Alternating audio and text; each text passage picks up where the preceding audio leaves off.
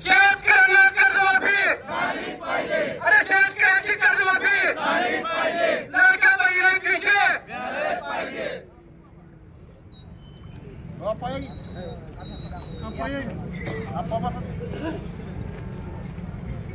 अरे या सरकारचं करायचं काय